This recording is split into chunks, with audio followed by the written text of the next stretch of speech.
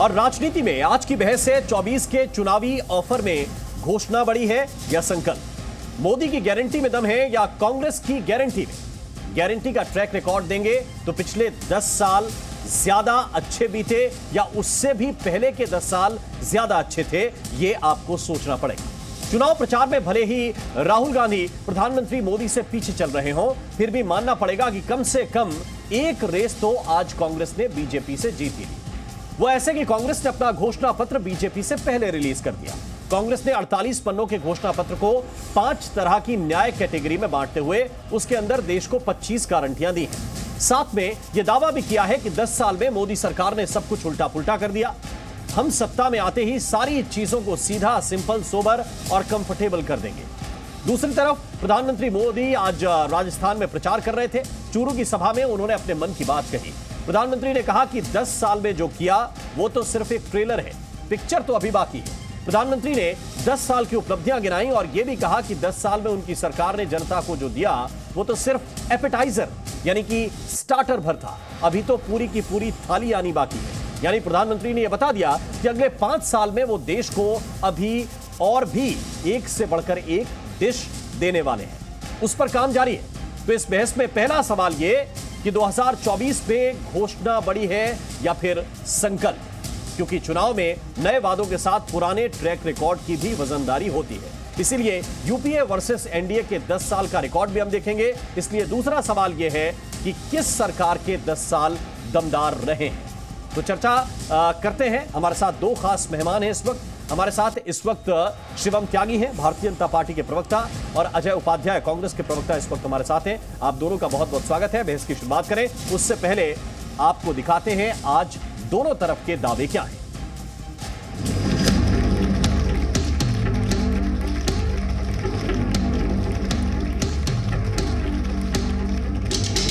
हर शिक्षित युवा की पहली नौकरी अप्रेंटिसशिप के साथ पक्की हो जाए, ऐसी एक गारंटी हम दे रहे हैं।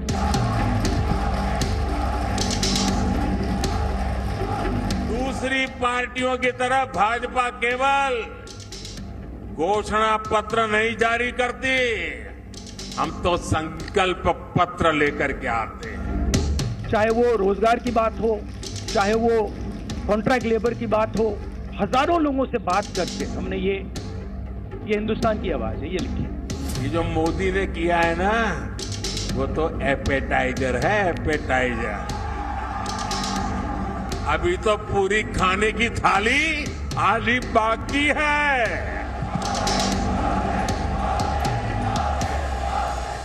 तो ये छोटा सा ट्रेलर आपने देखा। हमारे साथ 2 खास मेहमान हैं। हम सीधे चर्चा की शुरुआत करते हैं और सबसे पहले आपको बता दें कि आप दोनों को शुरुआत में अपनी अपनी बात कहने के लिए बिना किसी रोक टोक के 2-2 मिनट मिलेंगे, ताकि आप अपनी बात इत्मीनान से कह सकें। सबसे पहले कांग्रेस की तरफ चलते हुए अजय उपाध्याय साहब, आपके 2 मिनट। जरा बताइए, आपके 10 साल और मोदी सरकार के 10 साल, इसमें क्या फर्क है? देखिए, मोदी सरकार के 10 साल जो है झूठे सपनों का बाइस्कोप है जो प्रधानमंत्री जी लेके घूम रहे हैं। जिस तरह से लगातार झूठ और ठगी का व्यापार करना चाहते हैं प्रधानमंत्री जी, सपने दिखा करके लोगों के वोट को कहीं ना कहीं डाइवर्ट करने का अभी तक प्रयास किया, सबने देखा। गारंटियों की बात करते हैं प्रधानमंत्री जी। पूछना चाहता हूं, जरा पुरानी गारंटियां आपकी कहां है? काला धन लाने की गारंटी थी, झूठ निकली। महंगाई की गारंटी, कम करने की महंगाई की गारंटी थी, झूठ निकली। आज महंगाई आसमान पर है, चरम पर है, लोग परेशान हैं।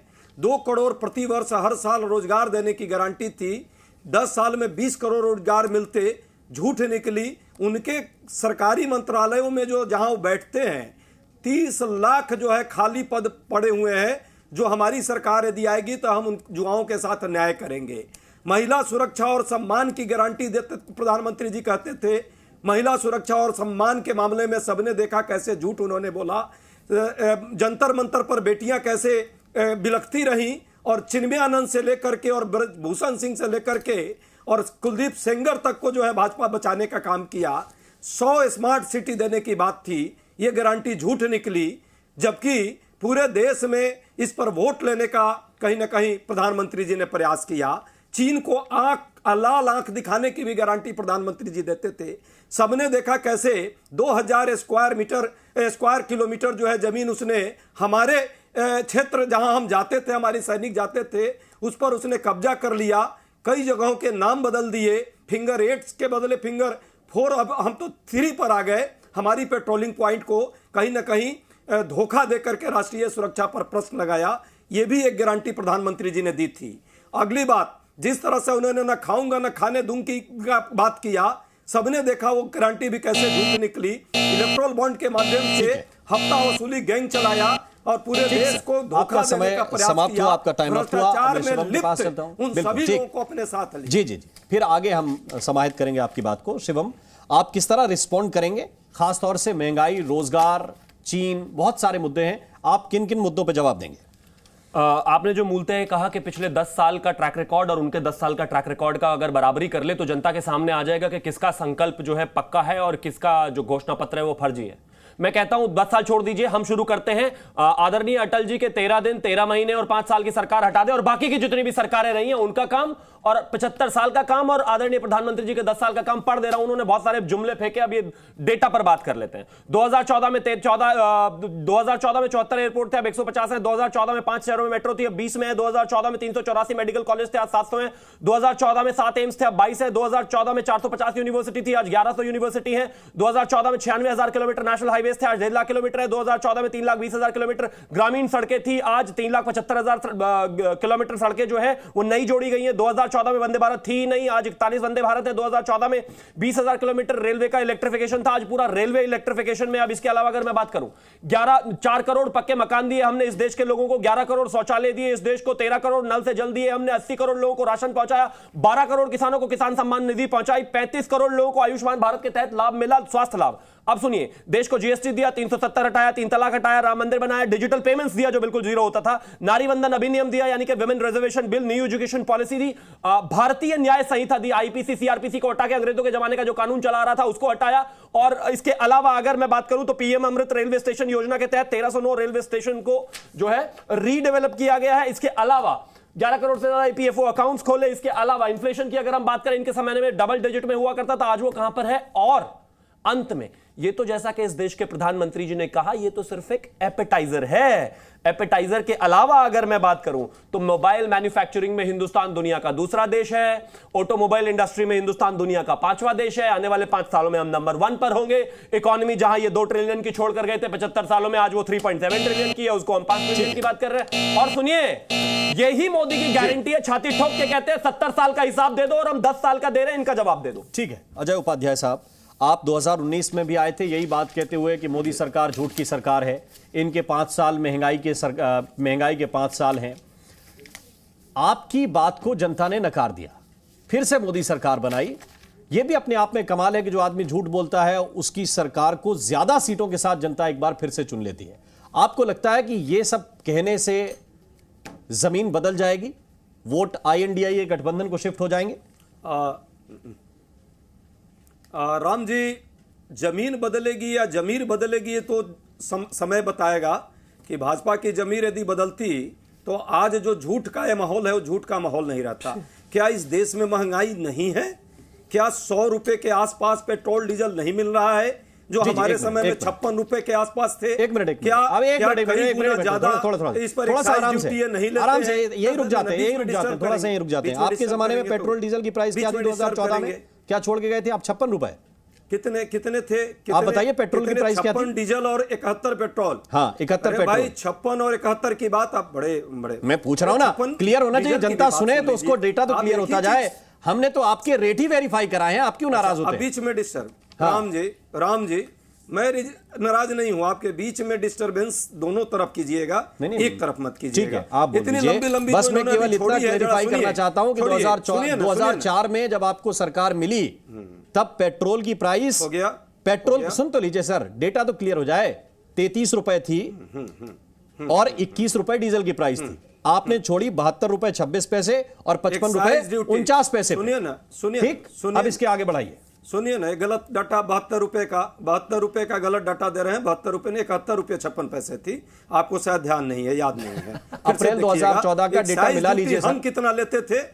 सुनिए ना, एक्साइज ड्यूटी कितना हम लेते थे आज की सरकार कितनी लेती है जरा जरूर पूछिएगा स्क्रीन पे हमारे साथी प्रवक्ता से। तीनों साल का और ये डेटा। डेटा जरूर होगा, ये डेटा जरूर होगा। इस डेटा को जरा सरकार जनता को जरूर आप ही बताइएगा कि कितना एक्साइज ड्यूटी पेट्रोल डीजल पर सरकार वसूली कर रही है, लोगों का जेब काट रही है। ठीक। एम्स की बात सुनिए, अब बहुत सारा अभी डाटा इन्होंने दिया है। प्रधानमंत्री जी और इनके जो साथी हैं अमित शाह जी दरभंगा में एक एम्स चला दिया। अब भाई उसी तरह के डेटा इस सरकार के पास है। सेल भेल बंदरगाह से लेकर के रेल और सब चीज में जो है कहीं ना कहीं अपने मित्र को दे दिया, कहा कि हमने विकास कर दिया। बहुत अच्छा डेटा है। आपने सुना होगा कैसे इन्होंने कहा था कि हमने कर्ज माफी और कर्ज देश का कम करेंगे। कर्ज कई गुना बढ़ाया है, ये पूरे पब्लिक डोमेन में है, मैं नहीं कह रहा हूं। 70 साल में जो कर्ज था इस देश में 55,000 लाख करोड़ रुपए, आज 170 लाख करोड़ रुपए के ऊपर हो गया, पार कर गया, सबने देखा है। प्रतिदिन आपने देखा कि इन्होंने कहा था एक अस्पताल और एक यूनिवर्सिटी और एक महाविद्यालय का भी झूठ इन्होंने डाल दिया था। इसका भी पोल पूरा लोगों ने देख लिया, जनता ने खोल दिया। अब बात आती है कांग्रेस ने क्या किया है और कांग्रेस ने क्या दिया है। कांग्रेस ने इस देश में सपने नहीं दिए, बेचने का काम किया, झूठ फैलाने का काम नहीं किया। देश में यथार्थ में उसके इंफ्रास्ट्रक्चर को मजबूत करने के लिए हमने आर्थिक तौर पे एक ऐसी स्कीम चलाई, मनरेगा का स्कीम हो, राइट टू फूड का स्कीम हो। अब आप जिस डेटा पे थे हम वापस उस पे लौट के आते हैं। जो बातें आपने कही है मैं चाहता हूं शिवम उसी पे स्पेसिफिक उत्तर आप दें। स्पेसिफिक उत्तर दें। स्पेसिफिक उत्तर दूंगा, बिल्कुल स्पेसिफिक दूंगा। मैं फिर से वही आना चाहता हूं, थोड़ा सा हम इकोनॉमी और इन फ्रंट्स पर ही बात कर रहे हैं कि देश कहां जा रहा है, कहां गया है। मैंने कहा था आपको शुरुआत में कि आदरणीय अटल जी के 13 दिन 13 महीने और 5 साल की सरकार निकालकर इस देश में जितना भी आज तक काम हुआ है उन सब से मोदी सरकार अपने 10 साल के काम के आधार पर लड़ सकती है। और आप भी ले आई, अभी तक कुछ लाए नहीं, बहरहाल आपकी जबान कांप रही थी। मैं छोटा सा एग्जांपल एक और देता हूं। इस देश में आजादी के बाद से आज तक अगर मैं बात करूं तो 950 बिलियन डॉलर का एफडीआई आया है। 950 बिलियन डॉलर का एफडीआई आजादी के बाद से आज तक। और अगर मैं बात करूं पिछले, सिर्फ अगर टोटल बात करूं पिछले 90 महीने में तो 532 बिलियन डॉलर, यानी कि 950 बिलियन डॉलर जो इस देश की टोटल एफडीआई है पिछले पूरे समय की जब से हम आजाद हुए हैं, सिर्फ पिछले 90 महीनों में 532 बिलियन डॉलर एफडीआई आया है। यह बड़ी बात नहीं है। 161 कंट्रीज से आया है, 161 अलग अलग स्ट्रीम से, अलग अलग डिपार्टमेंट से आया है। और अगर मैं इसके अलावा बात करूं तो कोरोना में जब हम बहुत बुरे स्थिति में थे, 2022 में जब पूरी दुनिया ठप थी, सिर्फ उस पर्टिकुलर 2022 में 83.5 बिलियन डॉलर एफडीआई इस देश में आया है। मैं कह रहा हूं ना, हम ट्रांसफॉर्मेशनल चेंज में हैं। हर साल भारतीय सरकार जो है अपने ही पुराने एफडीआई यानी कि फॉरेन डायरेक्ट इन्वेस्टमेंट की जो रिकॉर्ड होते हैं उसको तोड़ देती है। और इस समय यूनाइटेड स्टेट्स से भी आगे हैं हम इस विषय में। वो कह रहे हैं कर्जा बढ़ गया, अलग अलग स्ट्रीम से, और ये कहते हैं कि हम बराबरी कर सकते हैं। कहां करोगे भाई? कांग्रेस के लोग कह रहे हैं कि कर्जा आपने बढ़ा दिया। मैं मानता हूं कि कर्जे को आप भी बहुत अच्छे तरीके से समझते होंगे कि वो इकोनॉमी के साइज के हिसाब से होता है। ये 2 ट्रिलियन छोड़कर गए थे भाई, जब आप पूरे 58 साल इस देश में राज कर गए उसके बाद, और इसके बाद इंफ्रास्ट्रक्चर और तमाम चीजों पर आकर देखिए। मैं कहता हूं इस समय हिंदुस्तान की जो इकोनॉमी है, छोड़ दीजिए भाई चंडीगढ़ से चिंटू कौन कह रहा है उससे कांग्रेस का उससे कोई बहुत ज्यादा फर्क पड़ नहीं रहा है, लेकिन इकोनॉमी जितने भी इकोनॉमिस्ट हैं वो क्या कहते हैं, वर्ल्ड बैंक क्या कहता है, आईएमएफ क्या कहता है, वो सब कहते हैं 2014 में, 2009 से 14 में खासतौर पर जितना बुरा घोटालों का समय रहा, जितना बेड डेट्स वाली हालात रही, उस दौरान में इस देश की इकोनॉमी को फ्रेजाइल 5 इकोनॉमी इसी देश में दुनिया के तमाम लोग कहते थे भाई, तमाम इकोनॉमिक फॉर्म इसी चीज को कहती थी। आज क्या कहते हैं, हम फास्टेस्ट ग्रोइंग इकोनॉमी है भाई, टॉप 5 में हम 5वें नंबर पर आ चुके हैं, और ये कहते हैं कि देश कहीं बढ़ ही नहीं रहा। कांग्रेसियों के लिए देश कहीं नहीं बढ़ रहा, मैं पूरे तरीके से सहमत हूं। इनकी पार्टी के लिए कहीं नहीं बढ़ रहा, मैं पूरे तरीके से सहमत हूं। लेकिन देश में 140 करोड़ जो लोग हैं उनके लिए देश बढ़ रहा है, बहुत तेजी से बढ़ रहा है, और दुनिया में जितने लोग हैं उनके लिए भी बढ़ रहा है। और एक और मैं अंत एक और चीज कहना चाहता हूं, मैनिफेस्टो भारतीय जनता पार्टी अब संकल्प पत्र लेकर आएगी। हम तो संकल्प करते हैं और पूरा करते हैं, और जो मैंने आपको बताया, लेकिन ये जो मैनिफेस्टो लेकर आए हैं, इससे पहले तो मुझे लगता है कि 1 पेजर मैनिफेस्टो इनको अपने नेताओं के लिए लाना चाहिए था। आए दिन छोड़कर जा रहे हैं। एक चीज बताइए, जब अपने नेताओं पर इनके नेता ही विश्वास नहीं करते तो जनता अभी सालों का हिसाब कर रहे हैं। जरा बताइए अजय जी, देखिए आप कह रहे हैं कि कर्जा सरकार के ऊपर बढ़ा है, शिवम का कहना है कि हमको इसको देखना पड़ेगा जीडीपी के अनुपात में। दूसरी बात यह है कि एक विदेशी मुद्रा भंडार भी होता है देश का, वो भी लगभग दुगने से ज्यादा हुआ है पिछले 10 साल में। आप देखें, आप 304 बिलियन डॉलर के आसपास छोड़ के गए थे, 642 बिलियन डॉलर के आसपास आजकल है। तो क्या आपको नहीं लगता कि कुछ चीजों पर इस सरकार ने भी बेहतर काम किया है? देखिए 2-3 बातें हैं। आपकी बेहतरी का पैमाना क्या हो सकता है, जनता किस तरह से और जनता को क्या लाभ हो रहा है, यदि देश में महंगाई से आम आदमी, गरीब आदमी परेशान हो रहा है और आपके पूंजीपति मित्र 1% लोगों के हक में 40% देश की संपत्ति आ जाती है, जो वही वर्ल्ड बैंक और वही IMF का ये डेटा है जो कहता है कि जो है कंसंट्रेशन ऑफ वेल्थ सबसे ज्यादा कुछ पूंजीपति लोगों के हाथ में आ गई। उसी कोरोना के समय में 124 इनके पूंजीपति मित्रों ने जो है लगभग लाखों करोड़ रुपए कमाए और आम आदमी की आमदनी 84% लोगों की आमदनी जो है कम हो गई। 30 लाख सरकारी पद आज तक खाली रह गए, उसको भरने का काम नहीं, जिससे आम मजदूर, किसान, नौजवानों का बेटा जो है सरकारी नौकरी के सपने पाल के रखा था, उसकी रोजी रोटी चलती, वो बंद हो गए। यदि आपने विकास किया है तो किया है, आप अपने मित्रों का विकास किया है। देखिए ना, अडानी का संपत्ति, अंबानी का संपत्ति, कुछ इनके मित्रों की संपत्ति दिन दुनी रात चौगुनी इनके काल में कितनी गुनी बढ़ी है। हमारे समय में उनकी क्या हाल थी? जो 8वें पोजीशन में थे आज नंबर 2 20 के में आज देख रहे हैं। तो ये बढ़ोतरी है। देश की सारी संपत्तियों को आपने बेच करके सिर्फ खाने का काम किया। और यदि आप सब अच्छा कर रहे हैं तो कर्ज 3 गुना, ये सिर्फ आपके 10 साल में, जो 70 साल में नहीं हुआ, स्पेसिफिक वो पॉइंट 3 साल में आपने बढ़ाया। पूंजीपतियों की संपत्ति बढ़ाने को क्या देश का विकास मान रहे हैं? Thank you. बस मैं इसका जवाब दे लूं, इसी पर जवाब दूंगा। जी सबसे पहले तो मैं एक सेकंड अजय जी, पूंजीपतियों पे आपका स्पेसिफिक सवाल है, वो पीछे छूट जाएगा। पूंजीपतियों की इन्होंने बात कही कि सिर्फ पूंजीपतियों की ही संपत्ति बढ़ी है। माफ कीजिए, इनको डेटा का बिल्कुल ज्ञान समझ है नहीं। और दूसरी बात, अगर पूंजीपतियों की भी बढ़ी है, अभी मैं उस पर भी डेटा दूंगा, तो क्या चाहते हो भाई? भारत के बिजनेसमैन ना बढ़े? सारे राहुल गांधी के जो चाचा है सोरोस, उसी को दे दे सारा धंधा, सारा पैसा, सारा देश का सब कुछ व्यापार उसी को दे देते हैं। विदेशी कमाए तो बहुत बल्ले बल्ले, और हिंदुस्तान का व्यापारी कमाए तो आपको दर्द होता है। लेकिन यह भी गलत है, ये जो डेटा दे रहे हैं ऐसा नहीं है। बिजनेस स्टैंडर्ड की एक रिपोर्ट कहती है कि 2014 में इस देश में मात्र 350 स्टार्टअप्स थे, आज 90,000 स्टार्टअप्स हैं। कहां बराबरी करोगे भाई? वो तो नहीं अडानी अंबानी के रिश्तेदार जिन्होंने स्टार्टअप्स चलाए हैं। अगर 350 से स्टार्टअप्स 90,000 पहुंच गए, इसका मतलब इस देश के आम नागरिक ने भी अपने बिजनेस बनाए हैं, चीजों को आगे बढ़ाया। इसी देश में यूनिकॉर्न कंपनीज बन रही है ना। इनके समय में क्या हुआ? तो ये अडानी को दे दो, अंबानी को दे दो, ये बात इनको सिर्फ इस बात का दर्द है कि इनके चाचा सोरोस को दे देते तो बहुत बेहतर था, वो इस देश को लूट कर ले जाता तो बहुत बेहतर था। लेकिन देश का बिजनेसमैन कमाए तो इनके लिए अच्छा नहीं है। मैं एक ही चीज कहना चाहता हूं, भारत के लोग भारत में रहे, भारत में कमाए, भारत में रोजगार दे, भारत में बढ़े, किसी को कोई परेशानी नहीं है। और जहां तक बात अडानी और अंबानी की, मैं फिर से वही कहना चाहता हूं, 350 स्टार्टअप्स 2014 में और आज 90,000, बराबरी ही नहीं है कहीं। मैं फिर से वही कह रहा हूं, 70 साल के ट्रैक रिकॉर्ड से भी बराबरी नहीं है। अजय जी क्विक। जी देखिए झूठ बहुत अच्छा बोल देते हैं, लेकिन मोदी जी के साढ़ू की संपत्ति सिर्फ बढ़े, ये मैं भी नहीं चाहता हूं। एक जवाब दे दिया आपने, फॉरम पे क्या करेंगे, क्या देख रहा है? नहीं सुनिए। नहीं, अरे 10 साल में क्या किया, आगे क्या करोगे, उसका जवाब दो भाई। मोदी जी के साढ़ू की संपत्ति कितनी बढ़ी, देश इसमें इंटरेस्टेड है क्या बताइए?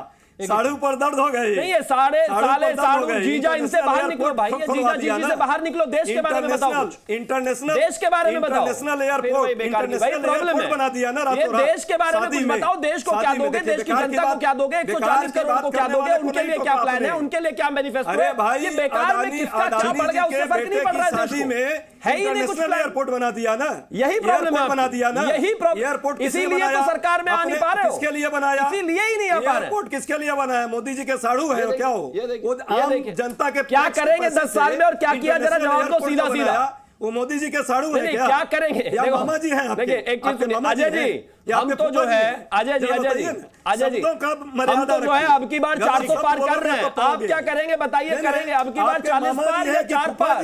ठीक है, अडानी जी क्या करेंगे बताइए? और अजय जी आम आदमी के टैक्स के पैसे से इंटरनेशनल एयरपोर्ट दोनों का धन्यवाद करना चाहता हूं। काफी सार्थक बहस रही। एक आखिरी 30 सेकंड को छोड़ के दोनों की तरफ से काफी फैक्ट्स और डेटा भी आया। दर्शक तय करेंगे कि किसकी सरकार 10 साल बेहतर थी। Z News.